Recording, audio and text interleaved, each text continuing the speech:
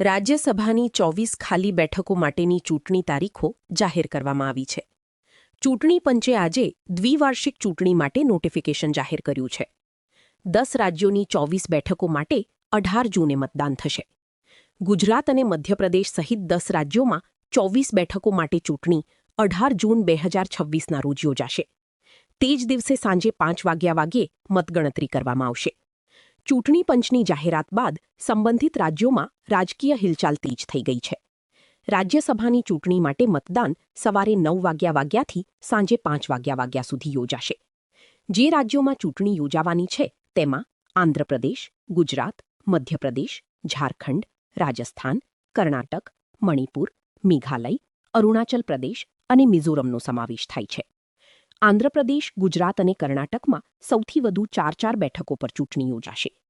ગુજરાતના 4 સાંસદો રામ મોકરિયા, નરહરી અમીન, શક્તિસિંહ ગોહિલ અને રમીલાબેન બારા નિવૃત્ત થઈ રહ્યા છે.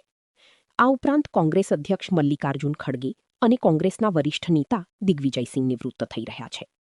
કેન્દ્રીય મંત્રીઓ રવનીતસિંહ બિટ્ટુ અને જ્યોર્જ કુરિયન પણ રાજ્યસભામાંથી નિવૃત્ત થઈ રહ્યા છે.